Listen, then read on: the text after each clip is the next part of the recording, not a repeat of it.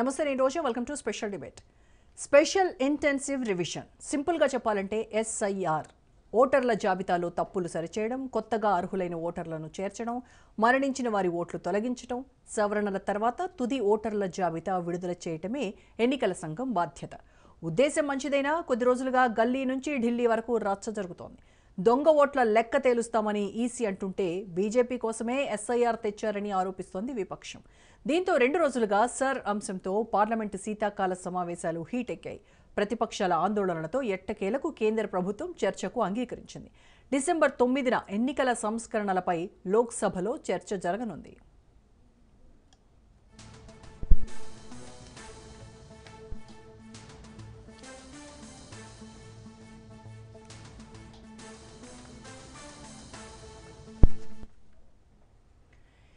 ఇప్పటికే బీహార్లో సక్సెస్ఫుల్గా సర్ జరిగింది. త్వరలోనే 9 రాష్ట్రాలు, 3 కేంద్రపాలిత ప్రాంతాల్లో special intensive revision ముగియనుంది.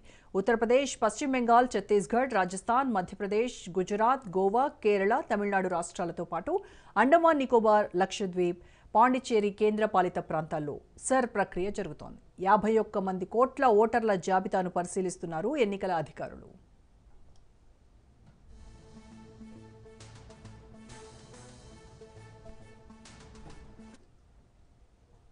Bihar assembly ఎన్నికల వేళ సర్ చేపట్టింది కేంద్ర ఎన్నికల సంఘం. అయితే ఆ జాబితాలో 65 లక్షల మంది ఓటర్లను చేర్చలేదు. సర్ ప్రక్రియకు ముందు బీహార్ రాష్ట్రంలో ఓటర్ల సంఖ్య 7.90 కోట్లు.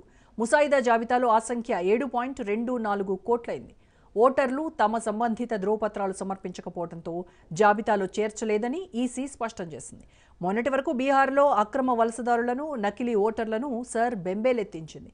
ఇప్పుడు దీదీ అడ్డా పశ్చిమ బెంగాల్, స్టాలిన్ ఇలాకా తమిళనాడు, కామ్రేడ్ల కంచుకోట కేరళలోనూ షేక్ చేస్తోంది. దేశవ్యాప్తంగా ఓటర్ల జాబితా ప్రత్యేక సమగ్ర సవరణకు శరవేగంగా అడుగులు పడుతున్నాయి. సుప్రీంకోర్టు కూడా స్టే విధించేందుకు నిరాకరించింది. అయితే విచారణ కొనసాగుతుందని స్పష్టం చేసింది.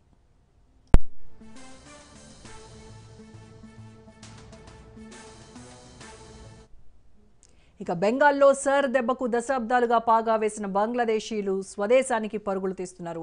వేలాది మంది పెట్టేబేడా సర్దుకొని భారత్, బంగ్లాదేశ్ సరిహద్దులకు చేరుకుంటున్నారు. ఈ పరిణామాలే బెంగాల్ రాజకీయాన్ని మలుపు తిప్పబోతున్నాయనే చర్చ జరుగుతోంది. వెస్ట్ బెంగాల్, బంగ్లాదేశ్ బోర్డర్లో అసలేం జరుగుతోంది? ఏళ్ల తరబడి పాగా వేసిన బంగ్లాదేశీయులు స్వదేశానికి తిరుగు పయనం కావడానికి రీజన్ ఏంటి? తాజా పరిణామాలు కోల్కతా రాజకీయాన్ని ఎలా మలుపు తిప్పబోతున్నాయి అనే ప్రశ్నలు సర్వత్రా వినిపిస్తున్నాయి.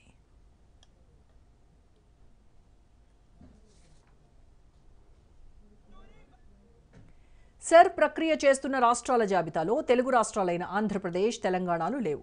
అయితే త్వరలోనే కేరళ, తమిళనాడు, పశ్చిమ బెంగాల్, పాండిచ్చేరిలో ఎన్నికలు జరగనున్నాయి. దీంతో అనేక అనుమానాలు వ్యక్తం చేస్తున్నాయి విపక్షాలు.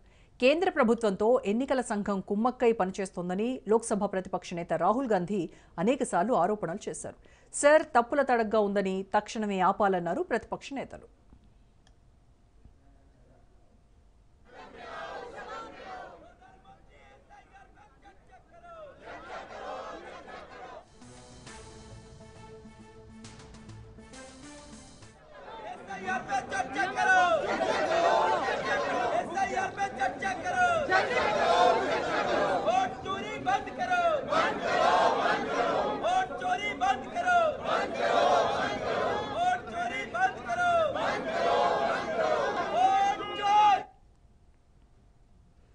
ప్రజా ప్రాతినిధ్య చట్టంలోని సెక్షన్ 21(3) ప్రకారం ఓటర్ జాబితాలో సవరణలు అవసరమని ఈసీ భావిస్తే తక్షణమే ప్రత్యేక సవరణ మొదలుపెట్టే సర్వాధికారం ఎన్నికల సంఘానికి ఉంది.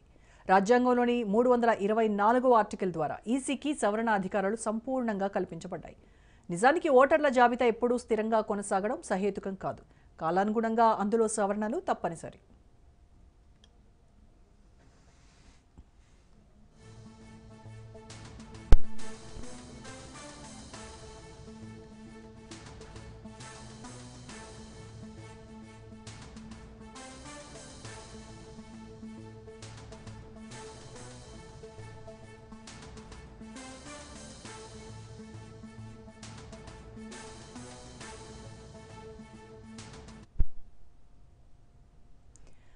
అనర్హులు నకిలీ ఓటర్లతో పాటు విదేశీయులను ఓట్ల జాబితా నుంచి తొలగించేందుకే స్పెషల్ ఇంటెన్సివ్ రివిజన్ ప్రక్రియ చేపట్టింది కేంద్ర ఎన్నికల సంఘం.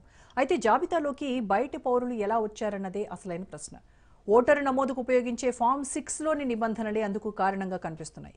ఓటర్ల నమోదు నిబంధనలు 1960 ప్రకారం రూపొందించిన ఆ దరఖాస్తులోని అంశాలపైనే ఇప్పుడు వివాదం నడుస్తోంది. సో ఈ సర్ వివాదంపైన ఇవాళ మన డిబేట్లో మాట్లాడదాం. దానికంటే ముందు ఒక షార్ట్ బ్రేక్ తీసుకుని వద్దాం.